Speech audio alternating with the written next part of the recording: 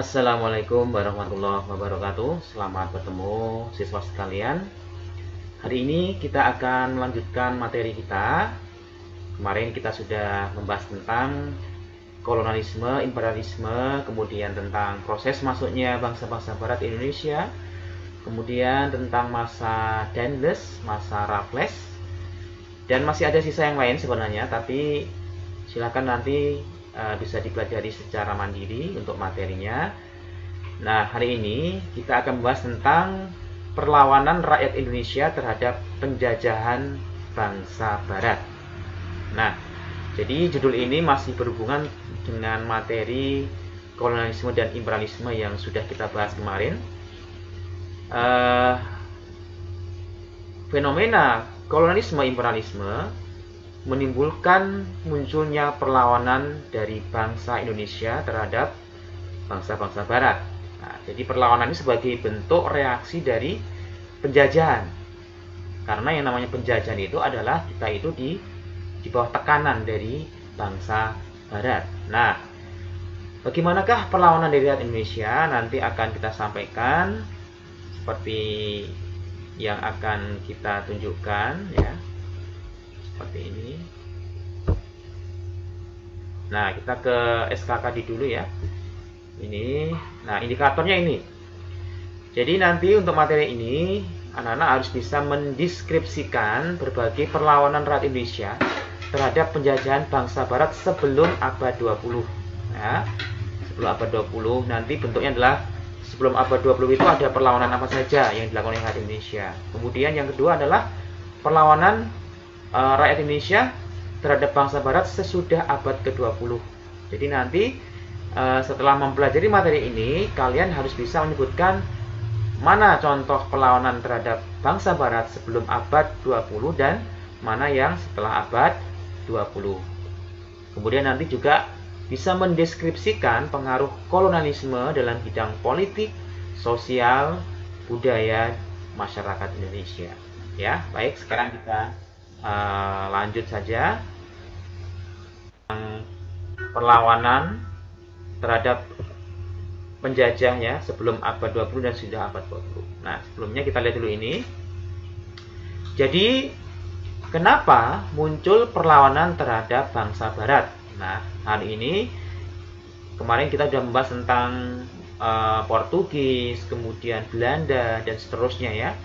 Nah, ternyata kebijakan dari bangsa-bangsa barat itu menjadi pemicu adanya perlawanan ya, perlawanan walaupun saat itu masih berupa lokal ya, perlawanan secara lokal. Nah, nanti di materi tentang pergerakan nasional kita akan bisa membedakan perlawanan sebelum abad 20 dan sesudah abad 20. Nah, di sini kita lihat kebijakan dari pemerintah Portugis yang memunculkan adanya perlawanan ya, secara lokal tentunya. Nah, adanya monopoli perdagangan rempah-rempah ya, itu yang memicu munculnya perlawanan terhadap Portugis. Kemudian adanya penyebaran agama Kristen. Nah, ini juga menjadi pemicu dari munculnya perlawanan lokal dari rakyat Indonesia saat itu. Ya, kalau yang monopoli kan apa kemana itu ya? Gold ya, jadi faktor kekayaan ya. Kemudian ini faktor gospel atau penyebaran agama. Jadi ini dua hal yang memicu munculnya perlawanan lokal masyarakat Indonesia terhadap pemerintah Portugis. Nah, kemudian kita lanjut untuk yang VOC dan pemerintah kolonial Belanda. Ya, jadi ada beberapa faktor yang menyebabkan terjadinya perlawanan dari bangsa Indonesia atau rakyat Indonesia terhadap VOC dan pemerintah kolonial Hindia Belanda. Yang pertama adalah adanya monopoli perdagangan rempah-rempah. Ya, kemudian campur tangan dalam urusan internal kerajaan. Yang ketiga adanya ekspansi wilayah atau memperluas wilayah gitu ya. Kemudian adanya arogansi terhadap kerajaan pribumi. Kemudian adanya praktik diskriminasi terhadap penduduk pribumi. Ya, contohnya kemarin yang saya sampaikan adanya istilah inlander ya. Inlander itu ternyata adalah sebuah sebutan yang merupakan penghinaan ya terhadap penduduk pribumi. Kemudian adanya sistem tanam paksa, kemudian politik pintu terbuka dan politik etis ya. Untuk tanam paksa, pintu terbuka dan politik etis itu sudah ada di file yang sebelumnya yang tentang kolonialisme imperialisme ya, nanti bisa dilihat di sana. Baik, kita lanjut. Nah, sekarang di sini bisa kita lihat ciri-ciri dari perlawanan sebelum dan sesudah abad ke-20. Jadi ada ciri yang bisa disampaikan. Pertama, perlawanan sebelum abad 20 itu biasanya bersifat lokal. Ya, jadi bersifat lokal atau setempat. Ya, misalnya kemarin ada perlawanan dari Pangeran Diponegoro misalnya gitu ya, ada perlawanan dari Aceh dan seterusnya. Jadi sifatnya lokal dan biasanya bergantung pada salah satu orang atau figur yang dianggap pemimpin karismatik ya. Jadi mereka hanya tergantung pada satu figur. Artinya kalau sosok pemimpin itu sudah ditangkap oleh penjajah, ya udah selesai gitu kan ya, karena tidak ada lagi pemimpin yang lain. Kemudian biasanya bersifat fisik, artinya menggunakan kekuatan senjata.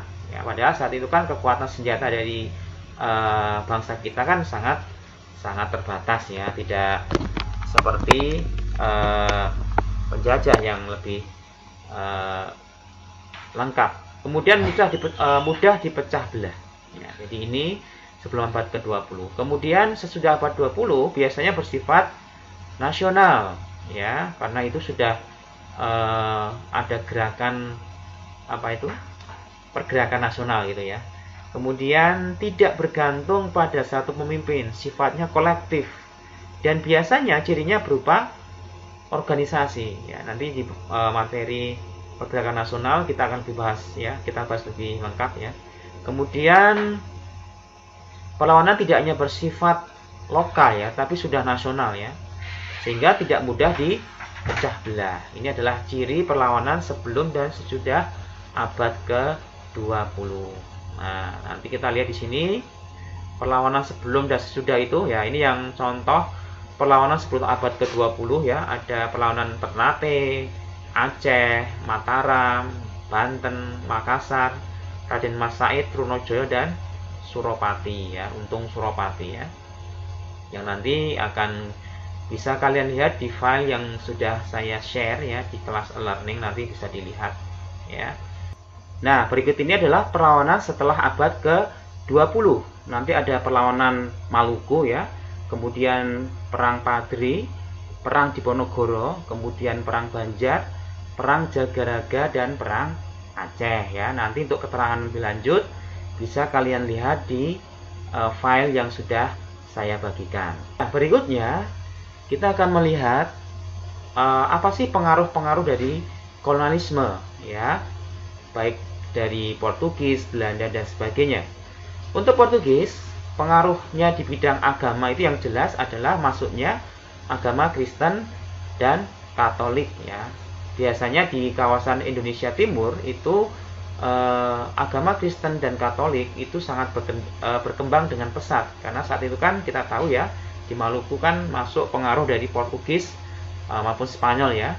Kemudian di bidang seni, jadi musik keroncong ya, kalau kalian tahu itu adalah pengaruh dari Portugis.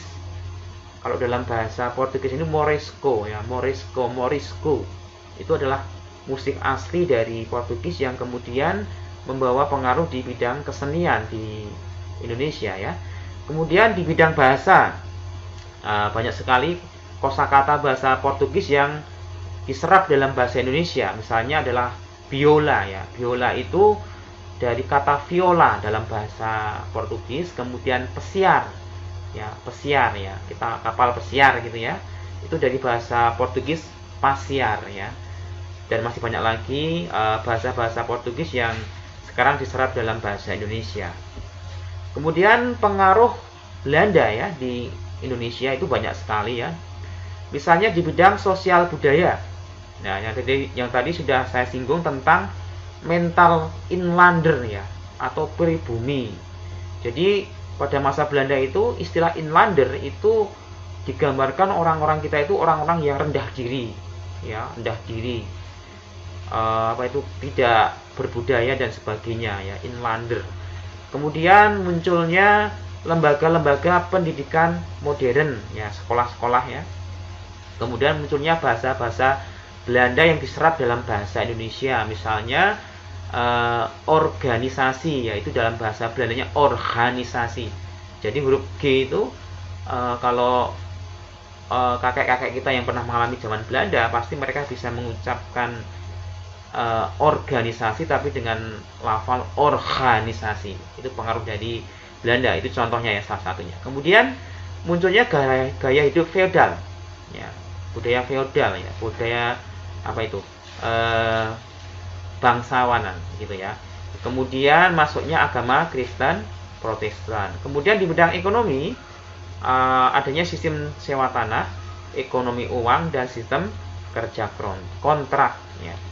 Kemudian di bidang politik munculnya sistem pemerintahan ala Belanda, ya, sistem republik dan sebagainya itu ya. Kemudian di bidang hukum kita mengenal sistem hukum tertulis Belanda. Jadi seperti KUHP, ya, Kitab Undang-Undang Hukum Pidana yang sekarang kita gunakan itu sebenarnya masih peninggalan Belanda, ya. Jadi kita ini sekarang menggunakan hukumnya Belanda sebenarnya, yang sekarang masih kita gunakan di bidang hukum itu. Makanya kan sekarang ada upaya untuk membuat sendiri, ya, hukum Indonesia, tapi belum selesai, ya. Sekarang kita masih menggunakan hukum Belanda. Kemudian adanya istilah-istilah hukum di Belanda, misalnya istilah advokat, ya. Advokat itu dalam bahasa Belandanya advokat, ya. Kemudian di bidang IT kita mengenal paham liberalisme, ya. Kemudian teknologi berbasis mesin, mengenal teknologi komunikasi dan informasi. Baik, itu untuk materi kita tentang perlawanan dari bangsa Indonesia terhadap bangsa Barat. Nanti untuk materi lebih jelas bisa dilihat di file yang sudah saya share di kelas e-learning. Nanti bisa disimak di sana, ya. Baik, saya kira itu untuk materi ini saya akhiri. Terima kasih. Wassalamualaikum warahmatullahi wabarakatuh.